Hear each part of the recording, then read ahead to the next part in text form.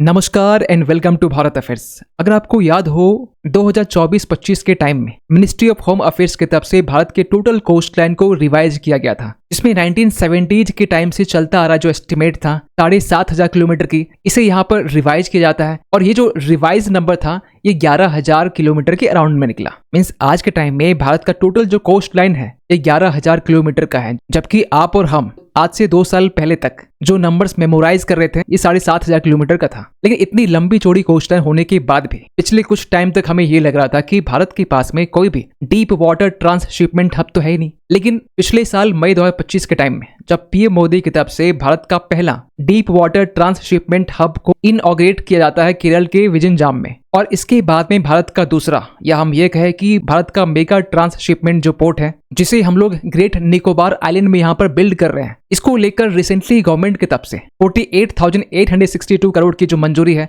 यहाँ पर दे दी गई। आप यहाँ पर देख पाएंगे इसके रिगार्डिंग जो आर्टिकल है PPPAC means public private partnership appraisal committee, जो basically department of economic affairs के अंडर में आता है। तो PPPAC clears 48,862 crore Galathea Bay international container transshipment port. और सबसे खास बात यहाँ पर यह है कि जिस गलाथिया बे की यहाँ पर बात कर रहे हैं ये स्टेट ऑफ मलक्का से महज 40 नॉटिकल माइल के डिस्टेंस में है। वो स्टेट ऑफ मलक्का जहाँ से चाइना की 50 से 60% ऑयल पास होता है, इवन की 50% के अराउंड चाइना के ट्रेड जो है ये स्टेट ऑफ मलक्का से ही होते हैं। और इस प्रोजेक्ट की खास बात यहाँ पर यह है कि ये एक जॉइंट वेंचर प्रोजेक्ट है, इसमें गवर्नमेंट और प्राइवेट सेक्टर दोनों यहाँ पर इस ट्रांसशिपमेंट पोर्ट को यहाँ पर बिल्ड कर रहे हैं, जहाँ पर प्राइवेट कंपनी के पास जो ऑनरशिप है वो 55% रहने वाली है और जो गवर्नमेंट है इनके पास में 45% यहाँ पे स्टेक रहने वाली है। और एक इंटरेस्टिंग फैक्ट यहाँ पर यह है कि इस प्रोजेक्ट की बिडिंग में सरकार ने फॉरेन ऑपरेटर्स को बिल्कुल ही यहाँ से बाहर रखा है। तो डिस्कस करते हैं इस टॉपिक को डिटेल से। अगर आपको याद हो इसी साल फरवरी के महीने में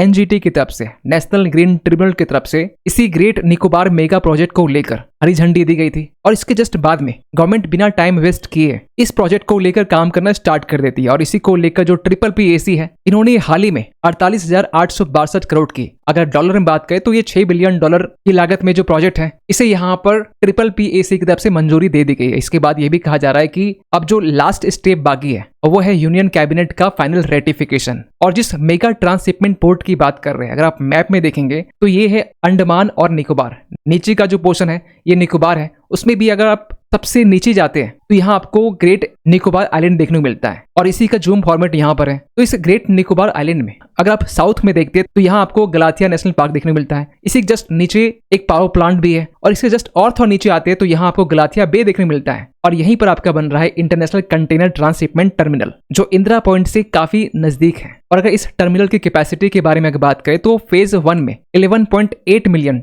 TEU means 20 foot equivalent unit, basically ये एक स्टैंडर्ड मेजर है कंटेनर ट्रेड के लिए। तो इतनी कैपेसिटी यहाँ पर फेज 1 में रहने वाली है। कहा यह भी जा रहा है कि जो फाइनल फेज होगा ये इसे बढ़ाकर 16 मिलियन TEU यहाँ पर होने वाला है, जो कि हमारा पहला केरल का जो विजनजाम इंटरनेशनल सी पोर्ट है इसकी टोटल कैपेसिटी यहाँ पर 6 मिलियन TEU की है। तो इसके कंपैरिजन में फेज 1 में तो डबल है ही, लेकिन फेज 2 में ये और भी ज्यादा है। और फेज 1 को भी मल्टीपल फेजेस में यहाँ पर डिवाइड किया गया है, इसमें फेज 1A, फेज 1B और फेज 2 इसके अकॉर्डिंग यहाँ पर जो टर्मिनल है इसे बिल्ड किया जाएगा। और आज के टाइम में हमारे जितने भी शिप होते हैं या तो ये कोलंबो के ट्रांसशिपमेंट पोर्ट का यूज करते हैं या फिर सिंगापुर का करते हैं या फिर मलेशिया करते हैं। अप्रॉक्स 75% से भी ज्यादा हम लोग फॉरेन ट्रांसशिपमेंट हब का यूज करते हैं। तो अंडमान में हमारा जो ट्रांसशिपमेंट टर्मिनल बनने वाला है, अगर इसे कंपेयर करें सिंगापुर, कोलंबो और तो सिंगापुर के बाद में हमारे ट्रांसशिपमेंट हब की जो कैपेसिटी है ये सबसे ज्यादा यहाँ पर रहने वाली है। आप यहाँ पर देख पाएंगे सिंगापुर की जो कैपेसिटी है 37 मिलियन TEU है, वहीं मलेशिया का जो पोर्ट क्लांग है ये 15 मिलियन है, कोलंबो का 7 से 8 मिलियन है और हमारा 16 मिलियन यहाँ पर रहने वाला है। और ग्रेट निकोबार आइलैंड को इसलिए भी यहाँ पर चूज किया गया क्योंकि इसकी जो नेचुरल डेप्थ है ये 20 मीटर के अराउंड में है और डीप वाटर ट्रांसशिपमेंट हब को बनाने के लिए एक सुटेबल कंडीशन डीप वाटर भी चाहिए,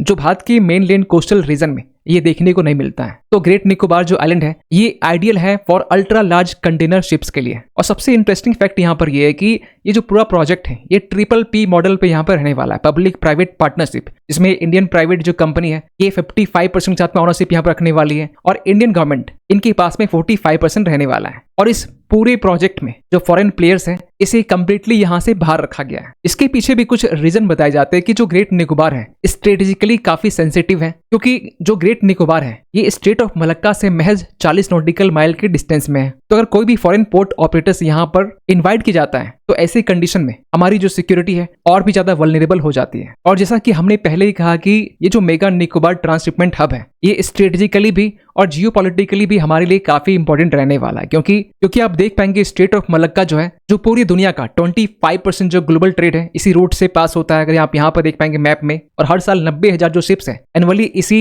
रूट से पास करते हैं। इसके अलावा 16 million barrels oil per day इसी रूट के जरिए पास होता है, जिसमें चाइना सबसे बड़ा तेल को यहाँ पर इंपोर्ट करता है। इवन की जापान से लेकर साउथ कोरिया इनकी भी डिपेंडेंसी इस मलक्का रूट से काफी ज्यादा है, जहां 80% डिपेंडेंसी मलक्का रूट से है। उसके बाद में साउथ कोरिया की 90% इसी रूट से यहाँ पर साउथ कोरिया ट्रेड करता है। और ये जो हमारा गलाथिया बे है ये स्ट्रेटेजिकली इसलिए भी और इंपॉर्टेंट बन जाता है क्योंकि जो चाइनीज शिप है लगातार जो है इंडियन ओशन में अपने स्पाई शिप को भेजता रहता है। जब भी भारत यहाँ पर ये कहता है कि हमने नोटिम जारी किया है, अक्सर चाइनीज जो स्पाई शिप है ये इंडियन ओशन में मंडराते हुए दिखाई देते हैं। तो मिलिटरीली भी देखा जाए तो हमारे लिए ये जो पोर्ट है और भी ज्यादा इंपॉर्टेंट हो जाता है, क्योंकि अंडमान निकोबार में हमारा one and only joint tri service command जो है ये हमें यही देखने को मिलता है। अगर आप मैप में देखेंगे तो पोर्ट ब्लेयर के पास में जहां पर ट्राई सर्विस कमांड है, दिगलीपुर में जहां पर एनएस शिवपुर है, उसी तरीके से अगर आप कमोटा से लेकर कैम्पबेल लगाते हैं तो यहाँ पर आईएनएस करदीप और एनएस बाज ये आपको देखने को मिलता है। और इसी कैम्पबेल बे के पास में हमारा मेगा पोर्ट जो है वो बनने वाला है, जिससे होगा ये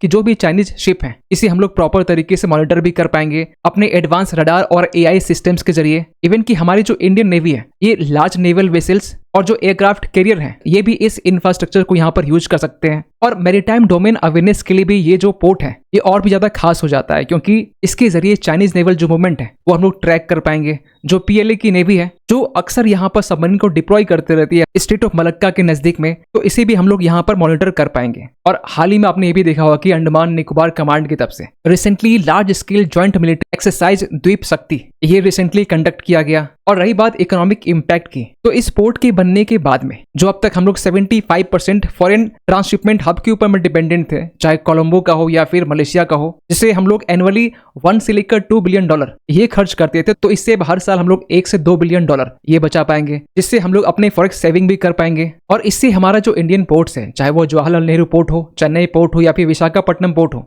इसे भी यहाँ पर बूस्ट मिलने वाला है, क्योंकि हमारा जो ग्रेट निकोबार हब है ये हब एंड स्पोक मॉडल को यहाँ पर क्रिएट करेगा, जिससे हमारे जो फीडर शिप्स हैं इससे भी फायदा होगा। जो हमारे इंडियन कोस्टल पोर्ट्स हैं इन्हें भी यहाँ पर फायदा होने वाला है। और ऑब्वियस सी बात है, कोई भी अगर इंफ्रास्ट्रक्चर होता है तो इससे इंप्लॉयमेंट जनरेट भी होता है। तो कहा यह जा रहा है कि 1 लाख से भी ज्यादा यहाँ पर जॉब्स क्रिएट होंगे, 3 से 4 लाख इनडायरेक्ट जॉब्स यहाँ पर क्रिएट होंगे, चाहे वो लॉजिस्टिक सेक्टर्स में हो, शिप रिपेयर्स में हो या फिर वेयर हाउसिंग या फिर मैरीटाइम सर्विसेज में हो। खैर, आप क्या सोचते हैं पूरे अपडेट को लेकर कमेंट कीजिएगा। मिलते किसी अगले वीडियो में, तब तक के लिए थैंक यू सो मच।